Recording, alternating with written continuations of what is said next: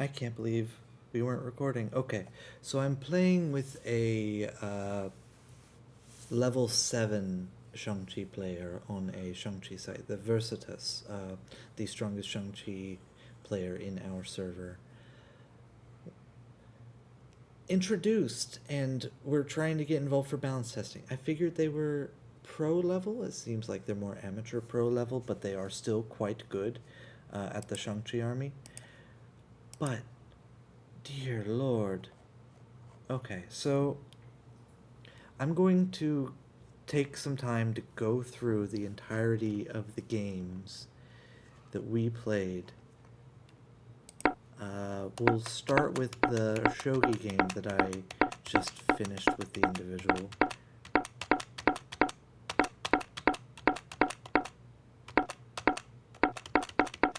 We used the little tokens for the battlefield charges, and it took a little bit for me to realize that the chess side only has 1 and the shogi 5 here. Oh lord.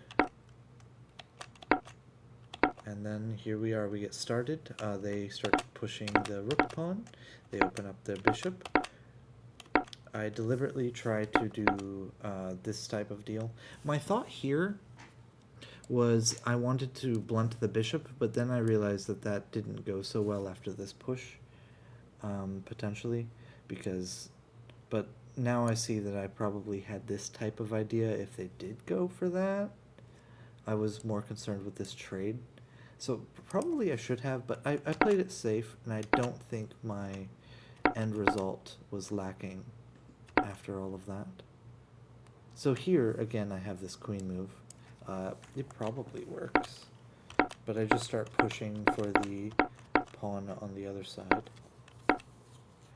The gold comes and supports. I drop this, and this attack actually doesn't go anywhere after the bishop steps back. But what it does do is, because I have an anchor over here, the king doesn't want to step any closer.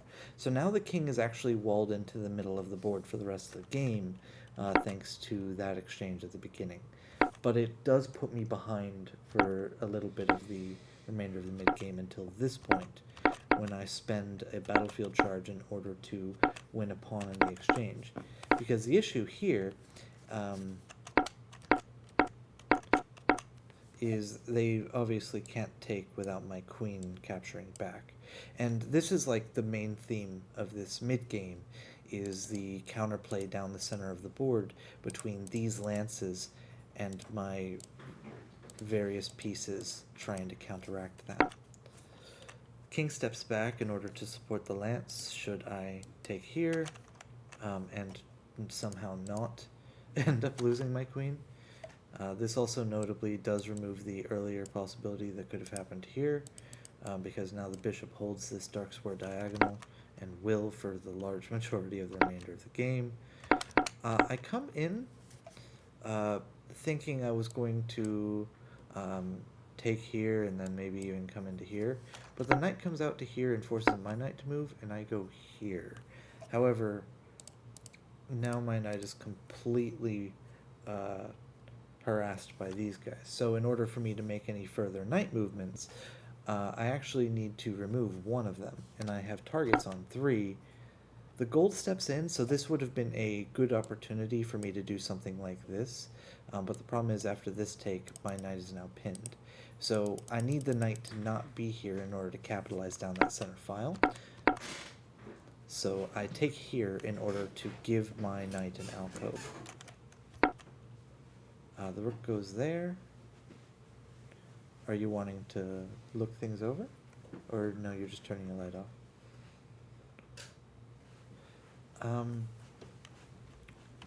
And my knight comes in.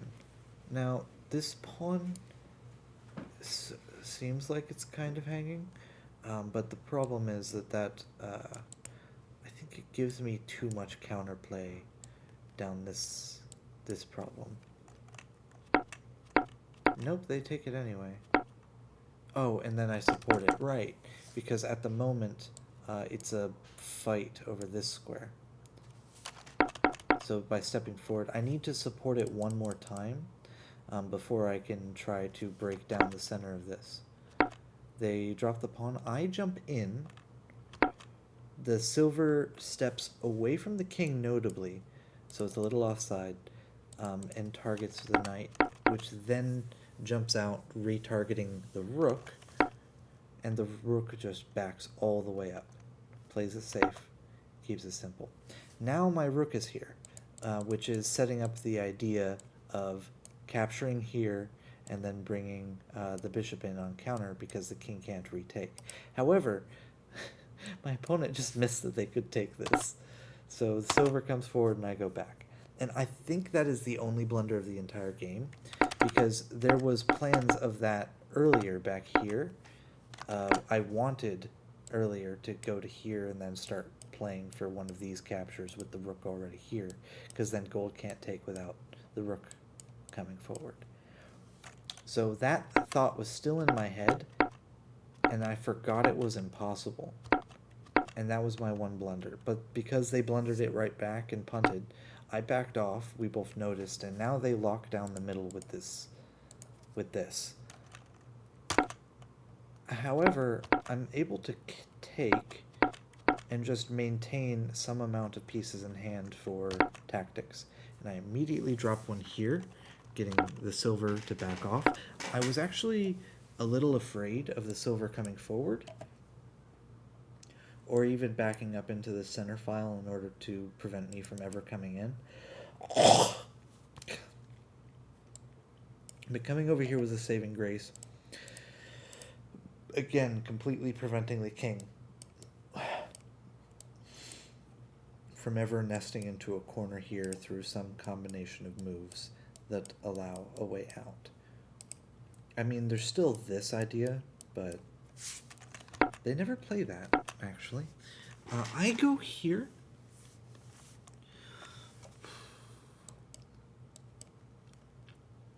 Yeah, that would be good for me to be able to develop my knight.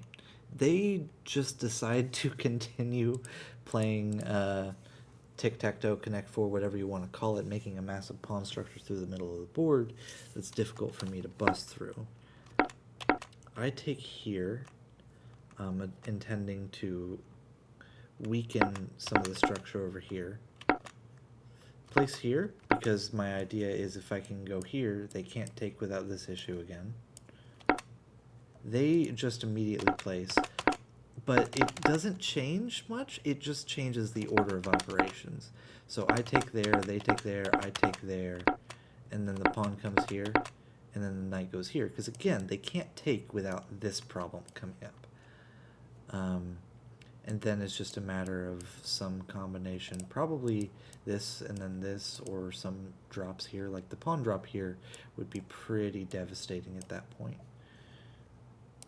So they realize that they can't take my knight and just go back and finally remove that problem. But again, it's a matter of the generals being a little far from the king. So there is opportunity here, despite the fact that, you know, all of these squares are heavily covered by the ramparts pieces. I don't know if I would have been able to get through if the generals stayed close, which they notice that.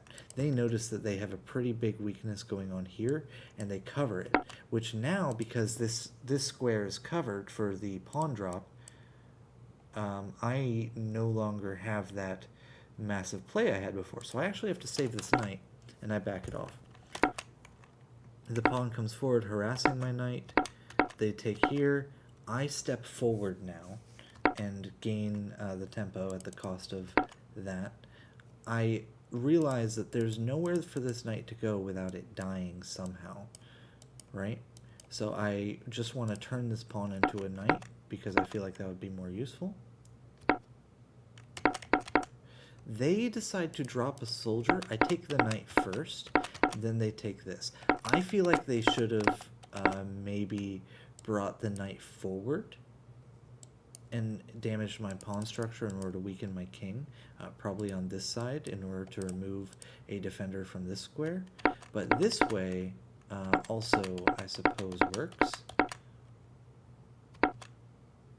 I take with king here on this token rather than taking with bishop, because I wanted to maintain this, because now they can't take here without that happening, and my knight and bishop hold these, and if pawn takes, which I think happens very shortly. Oh, I felt like this was a mistake, just due to this bishop, and then they block with pawn. And then I'm able to capitalize on that and prevent pawn takes from being as impactful as it could have been. So, misplay from my opponent here. The pawn steps forward, and now I have this attack brewing through some combination of ideas like takes here, and then if gold takes this here, that type of idea. The pawn steps forward, and it's very tricky for me not to actually end up in very, very hot water. So I end up pushing this forward, because if I go here, this happens, supported by the lance, right? And I don't want to get forked. And it's very tight. I actually had to read this out earlier that I could afford to do this before I moved the bishop. And they actually realize that this attack is coming and defend it. And then I push here, which slightly undermines the attack in the short term, but with the idea that I have an extra anchor here, and if they ever take to try to remove my anchor, my bishop comes in even closer, and it's the same types of issues on the king. They use a battlefield charge for a big tactical moment, and then to just blow the position wide open. And this one battlefield charge almost wins them the game. Almost. I had to find this lovely resource of the knight drop, which I spent so much time on earlier, in order to get the lance to take with bishop, take back with bishop, drop here, they counter drop, I take with queen, they take my rook, I take the bishop again and make a token. You know, full attack, because I don't actually think their attack will work.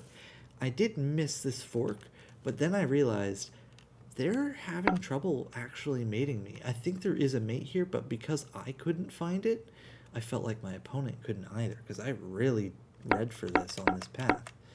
And they take the queen, and I just grab the gold and have a token and a whole lot of potential counterplay right up in this area with tons of pieces in hand. They dropped the queen, and they couldn't find it.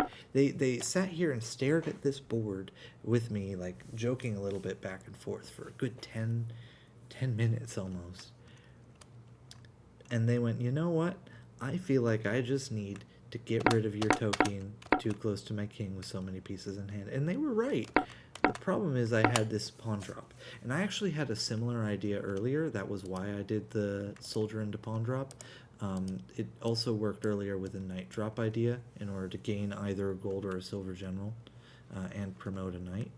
But this slow play turned out to be the right call, but only because I blundered my queen.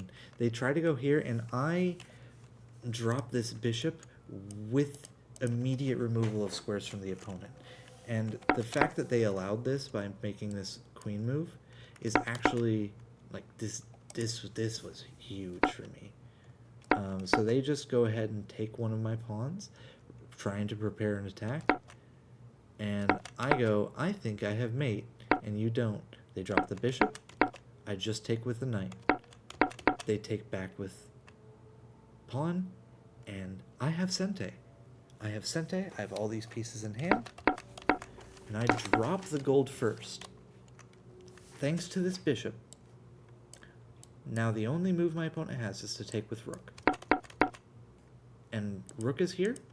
I get rook in hand and promote to queen. Only move now is to take. And here, I realize that I'm having trouble with my opponent, and I feel like it'd be much better if they were here where my anchors are close by. So I lead them forward using one of my soldiers, and they choose not to take it, right? Now, they could have taken it either way. I was actually pretty worried about the knight capture. But by doing it this way, they allow me immediately to get the counterplay I need. So this pawn move was this soldier drop was probably wrong, just because the knight capture exists and they didn't have to move the king forward. But after they did this, bishop drop here, covering things this way, make you go back, bishop here, lots more, king goes all the way to there, I drop this rook. They trade down, I promote, they come back, king here. Silver drop, because I realized that silver drop here, they just go here and they don't have any issue. Really? I was kind of concerned about this move as well, even more so, because that was too far from any of my anchors. And I would have had to try to drag it forward again with another soldier, and I didn't know if I had that type of resource. I think I kind of did. We'll see at the end if I had an extra soldier in hand and could have gotten away with the silver drop over here. But because this saves a soldier for later, it was just a safer bet. The king goes forward. I make the token protected by the bishop. Now the king has to go over here, and I try to wall it out. Lance here. This is now the only legal move. They go here. Token steps back one square, double check. Everything is covered. Lance covers these. Bishop covers both of these. That's there. This covers those last two, and boom, boom. And that's it. That was checkmate. And we were so focused throughout this game, and we were trying very hard, and it was really stable for a very long time with just pawns going back and forth in hand and little tactics. And here we are 20, 30, 40 moves into this little slugfest with tactics flying all over the board. And only what I would say one absolutely major blunder where like a player played something that any skill level would have noticed that was the wrong move. That being back here with the rook that I shouldn't have given away, that they didn't capitalize on. Where is it? Way back here? Yeah, here. They should have taken there. And if they had, they would have won the game. But, man, this was beautiful. Yeah. Oh, wait. Interesting. I thought it was rainbow colored for a moment when it highlighted through these. It might have been. Anyways, that was a tough game. I thought when I lost my queen that I was done for, but then I thought about it more. Wow.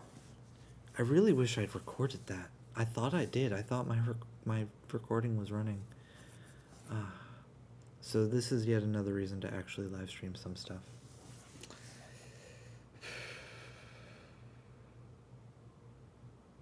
For the record, when they had the Shangshi army, they absolutely kicked my ass. It wasn't even close. But, you know, games like, or armies like Shogi and Frostbeast are the great equalizers. Because nobody knows how to play them well except their specialists.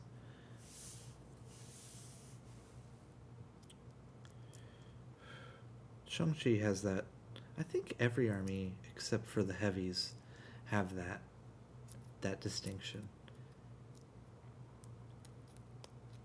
You know? Maybe that's just my perception from starting as a chess player, and I play against everybody who has in fact played and understands chess before. So the armies that play like chess don't feel too odd to me. There were some interesting observations about some lines in the Shangshi matchup as well that I want to bring up. Let me copy it down. And just go through the two Shangshi game, or three Shangshi game lines that we tried. So let's first look at this one. And the theory Did this turn into a shogi game? No, it was me explaining how shogi worked. That was explaining some other stuff. Let me find it. Yeah. This was the line explaining how king stuff worked. And then they removed these two because I recommended those. And we actually found that these two are much more devastating to remove later. But we'll play this line first. It turns out that when these pawns are removed, you no longer need to do this, because there is just pure, it's very reasonable to just go this way. And maybe that's always been true. Oh, and then we swapped over this way, because we were discussing that. And then they did the centralized cannon line. Yeah, central cannon. Bishop blocks, horse develops naturally. Knight has to intervene because I don't have the easy out. I think it might still be reasonable to do this and then this instead, but this... Oh, no, it's not, because at this point, because of centralized cannon and the fact that I've already done this, I only have 2 more turns to protect this and this from death. So I spend a turn on that. I spend a turn on that. Loading is done. And now I'm not going to die. And they push here for some reason. I take. And then I come in for the intervene because I feel like I need to get this untangled, right? Because normally what happens is when there is an extra pawn here and it isn't deleted at the start of game, you can move the knight and be fine. But here, if you do that, or not the knight, the rook captures, and then the rook can't come back to punish like normal because they were both just targeting this guy in a turn or two. So I brought the bishop in, I traded down for the cannon in order to alleviate some pressure, and then I just brought the rook. This rook centralizes, supported by the Guardian Lions, and then my queen comes out and starts doing, basically acting as a riverbank chariot with a little bit more teeth. This horse comes to the side to deal with some other stuff, and I want to develop, so I do.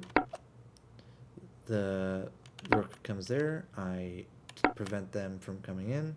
The other rook centralizes, I trade down because I just don't want to deal with it. And I wanted to castle. I'm wondering why I didn't. Oh, because I needed to protect the bishop still. And then they go here, and then the bishop moves out of the way now that it's not pinned to the king. The horse comes forward, and I come here. And interesting.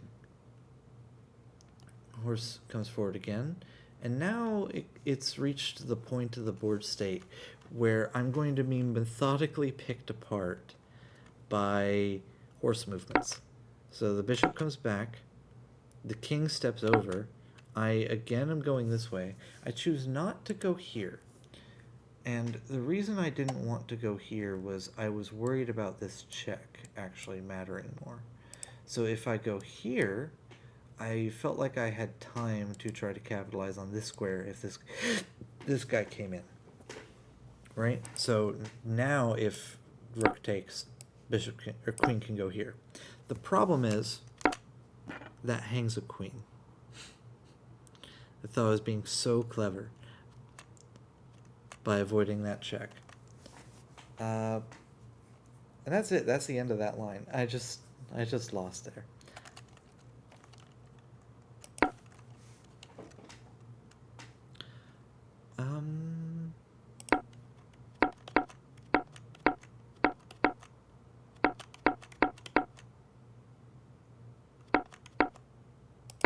Alright, now let's look at this line.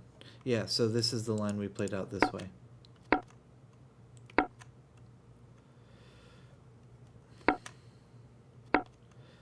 Ah, I overcommitted here. This pawn move actually turns out it's a bit of a mistake to start with.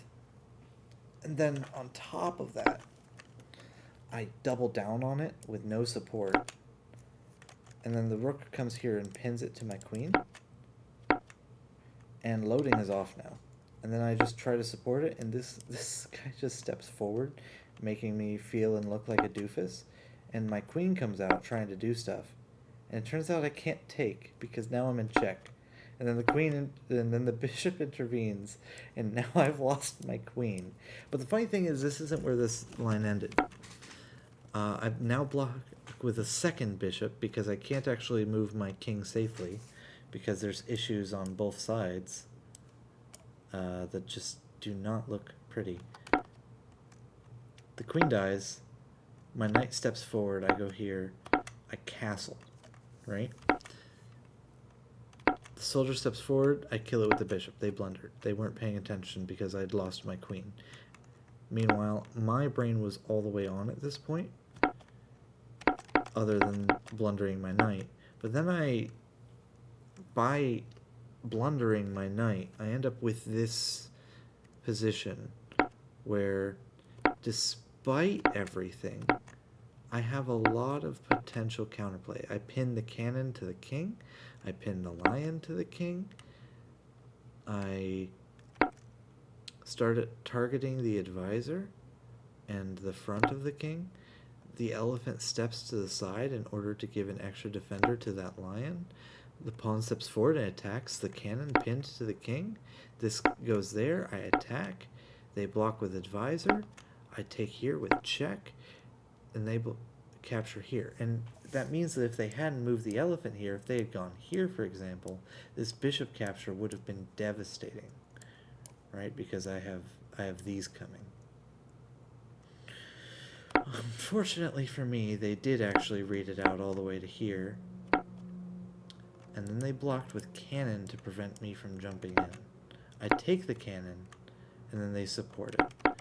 Now, they didn't need to block with cannon, but they did need to support this properly. So doing this in order to get me to take an extra turn on the attack, good call. My knight tries to jump in, but now it's too far away, and they promote to a rook. Now here, I was trying to make everything work. I was looking at these lines, I was looking at this capture, I was looking at this capture, I was even looking at this capture, this coming over here. Shoot, I was trying to make this work just to try to deflect this, but the horse is in the way. And the moment that my attack fizzles out, it's over. So they were under quite a bit of pressure here, and then they just stack everything up on that rank, and I'm so sad at that point. Because they literally can just trade down all the way, and I lose. Anyways, now let's look at this line. Unless this is the one, yeah, this is one we already looked at. What was this? Oh, we were trying to see if this is punished by the queen jumping out immediately trying to attack. It turns out very much no. Check, steps forward, counter check, steps to the side, captures the rook with the queen under attack. Queen comes back here, the rook steps all the way forward, queen comes here, rook steps back, queen captures a thing, king just calmly goes back home, and everybody's having a bad time, and the queen's just chilling here like, why do I exist? I mean, sure, maybe you can pick up some goddamn soldiers, but what's that matter when these are pinned here, and this is coming? I mean, man, there is nothing you can do. Like, I think your only, like, possible hope would be something along the lines of all the way back to here with queen, and then getting a knight through some pathing to here to take it out. And during that time, they're just more problems are coming. Even something as simple as that would be pretty devastating. I just resigned here after we figured out that that line didn't work.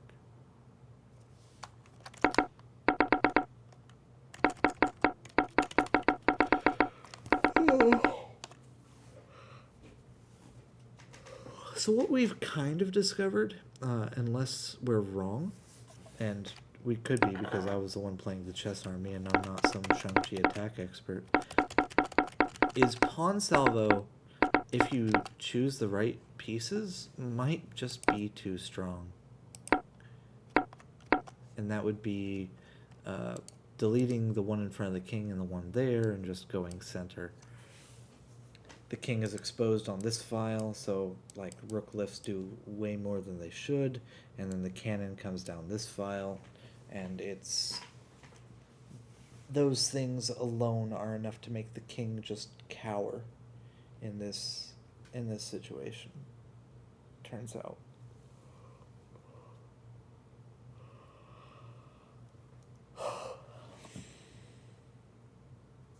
Anyways,